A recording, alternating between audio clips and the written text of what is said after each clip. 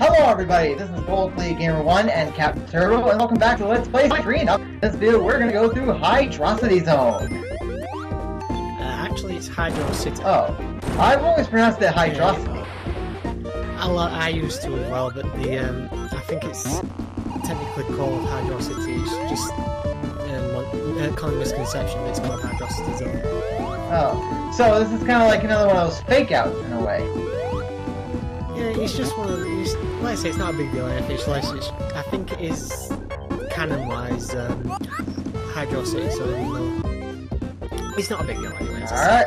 And you're taking the bottom path, I see. Well, what other choice do I have here? There is a top path you could have taken. Oh, now you tell me. Those springs just a few screens back would have taken you to a top path. You know, I'm kind of glad I actually had you along for this, because since I only beat like the end Knuckles part like once before this, I really don't have much to say about this. Yeah, no one else is really a big Sonic person on the in the group. Yeah, so besides you. let's have someone that knows the game. Yeah, and I mean besides me, obviously. Yeah, if you don't really have much to say about the game, then usually it's best to stay away from LPs, but as I said, I'd join you for commentary, so... Yeah, well, I'll just be glad. Well, yeah, I was gonna have you commentate this, because this is unlike the Banjo-Tooie speedrun attempt we did a while ago. This is the game you can actually relate to. Oh yeah, very much so. I've played this so many times, but probably get through the first few rounds blindfolded. And like if I go through with my plan to do Final Fantasy VI in early 2015, I'm hoping to get Dying to commentate with me for that. First I've only just started playing that game, so... Yeah, well, yeah, the reason I may have Dying to it is because he knows it better than me. He's my most frequent responder in my Final Fantasy VI thread on the mag. Plus he's just LP'd the game itself, so... But yeah, Hydrocity, probably one of the better water levels, I should say, for a Sonic game. Obviously, Labyrinth Zone is hated by a lot of people in Sonic 1, so... Yeah, do you ever argue about the fact that Scrap Brain 3 is almost a duplicate of Labyrinth Zone? It's almost, in terms of, obviously, level designs and everything, it's almost identical to Labyrinth. Obviously, other than the pink water instead of normal water and all that, and grey backgrounds instead of the yellowish coloured backgrounds, so... yeah, I do consider it, in a way, Labyrinth Zone Act 4. The mini Chomper here won't I think the only major water zone in Sonic 2 was Aquatic Ruin Zone. You can even call it that because it's only the bottom part of the levels that are actually water. I'd actually say any drowned. Yeah, I didn't know what else to do. That fish wouldn't get off me. Yeah, the mini. I think they're called mini chompers or something like that. But yeah, they are a bit of a pain. I probably say chemical plants got more chance of you being submerged by water than. Yeah, well, the problem is, unlike Aquatic Ruin Zone, Chemical Plant Zone doesn't give you a bubble. No, let's say there's not actually many sections where you can go underwater, but you've got more chance because of that part that everyone nearly died on the race we had. We've got to go up that thing. Oh yeah, and I didn't know this until we did the Sonic 1 race. That was before you came along. That apparently, even if you're invincible, you can still drown. You can be. I think even with Super Sonic, you can actually still drown. Yeah, because Although don't quote me on that.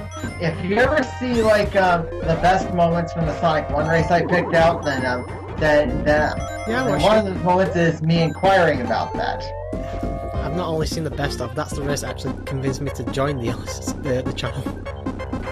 So you saw that and like, okay, I should join. I watched the video and like I said, I'd seen a few race channels and stuff, but they've never really had anything that says open to everyone. You just happened to see that you are open to all. Well, that's because the majority of racing channels on YouTube are exclusive. Yeah, I really have noticed that over the last 2 years. Yeah, and like I said, I was looking to get into something like this that we do, but like I said, no one never seemed to have any openings anywhere. Well, the same thing is Psychotic Rambo actually brought this up early on Skype that he thought it was like invite only, didn't he? yeah. So, well, yes, like I said earlier today, I have no intention on making our channel an exclusive one. Which I think is the best thing to do because you always have members leaving, you always have members coming in. We've got quite a few at the minute. Well, yes, and let's not forget, like, almost a year ago, this channel was saved from disbanding. Yeah.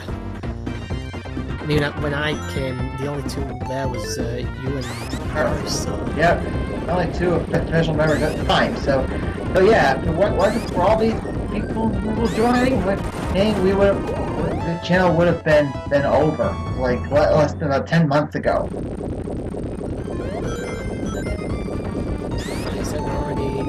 Through the third set. Yeah, well, that's because like I've now enforced some new rules after what happened like about a year ago. Yeah. Be careful going if you go back too far left. Yeah, there is a bit of a crushing glitch that can happen if you go back to the left. Then.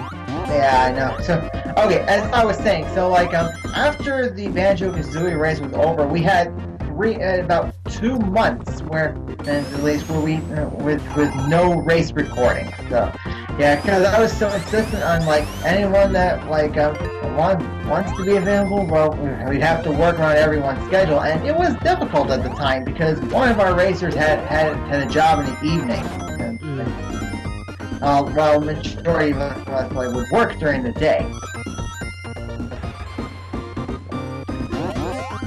So now you've got plenty of racers, plenty of people that come that will stand in if the normal racers can't take part. So well, yeah. So we'll always have the minimum 3 at least, anyway.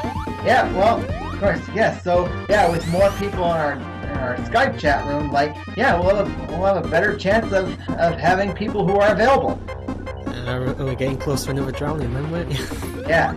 And not only that, but judging by the amount of people we have in our chat room now, it's getting close to full. Yeah, like I said though, it's not always everyone's going to be available for any specific game, so it's better to have more people there. Right. So like we have we have a few newbies right now that are. We've quite a few newbies recently. Yes, but some of those movies we don't hear from them much though. No. So I've got to ask, because obviously you've not really grown attached to these growing up, but what is your opinion on Sonic 3 after having LP'd it? Or at least recorded, I should say. Well, it's an okay game. Like, yeah, I was definitely surprised by like just the small little differences between standalone Sonic 3 and Sonic 3 and Knuckles. Yeah, let's say, I believe Sonic 3 alone you couldn't play as Knuckles. If you attached the two cartridges together, you got to play as Knuckles as well. But I would not suggest that as your first playthrough because it is considered the hard mode of the game. Well, on standalone, could you play as Tails solo? I think you could still play Tails solo, but you couldn't play as Knuckles unless you have the Sonic and Knuckles cartridges as well. Okay, before I forget, now I should probably bring up this story that got me hooked onto Sonic. So there was this one time when I was a kid, we would be shopping at this like a warehouse store called Sam's Club, and at the front of the store they had a Sega Genesis with a Sonic the Hedgehog, and so I'd go there and play it a few times, and I got really into it at the time. We didn't really get many demo things over here, so we never got to play them much in stores and stuff like that. Oh yeah, because you know what I'm talking how sometimes they're free play systems in stores. Yeah, I know what you mean. It's just we've got very few of them. Yeah, I think the only time I ever got to play one was I got to play a bit of Pokemon Sapphire on the Game Boy Advance once, and that was it. Ah, I get it. Maybe you just don't trust us not to walk out the stores we're in. Yeah, I'm surprised I actually remember that story. It was so long ago. And until I found Sonic on Virtual Console, I forgot what I was missing out on. like I say, I grew up on not just these games, but this entire franchise, the cartoons, the comics, the toys, and everything. It was pretty much the big thing for me, so... Yeah, oh, I don't know if you caught this, but I think earlier today, Lady Alexis was saying that she loves Sonic Unleashed, though. I have the Xbox 360 version, because there is the Wii version as well, which is a bit different. I actually really do like that game, but not as many people seem to like it as like Sonic Colors or Sonic Generations, but I actually think it's a really good game. Alright, now this is actually one of the mini games, which is not featured in standalone Sonic 3. Actually, it is, but it's weird how you have to... Basically, the bonus games like this all depend how many rings you have when you get to the checkpoint, you know, the start course. Isn't that how they all are? Like, in Sonic 1, you only get the special stage if you have a certain number of rings at the end. Yeah, you needed, I think it was either 25 or 50, but that was for the Chaos Emerald bonus stages. These bonus stages are just for extra lives and stuff like that. There's 3 different ones. They go from, like, I think 20 to 30 for one, 30 to 40 for the second one, 40 to 50 for the third one. Yeah, well, this one kind of reminds me of those slot machines in Casino Night Zone from Sonic 2. I think that's pretty much what they're meant to be. Yeah, so I guess they liked, Sega liked Casino Night so much they wanted to bring back an element from that game.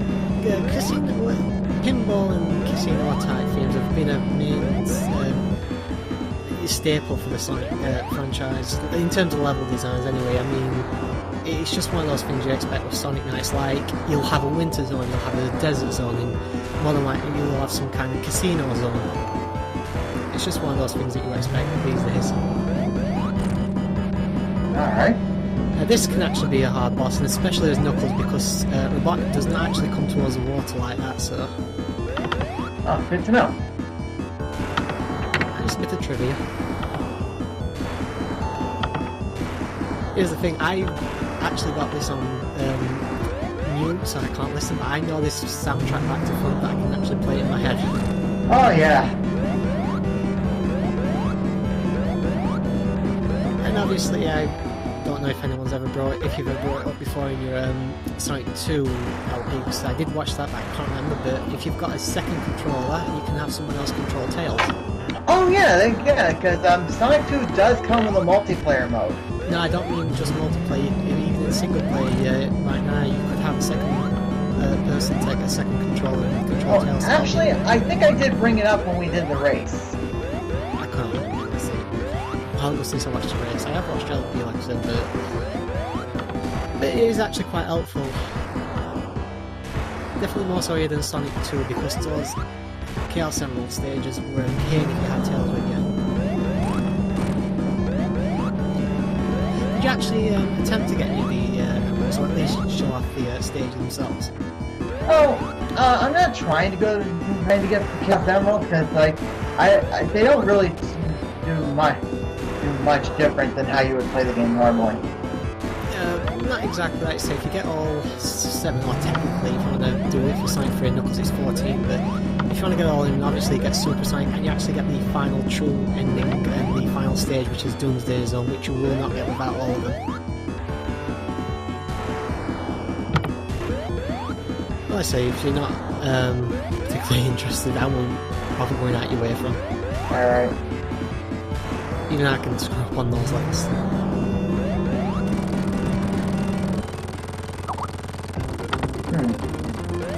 Oh, yeah, dying on Skype. Yeah, not bad goal, not bad at all. Alright, until next time, this is Gold League Gamer 1 and Captain Turbo. Later, folks. Goodbye.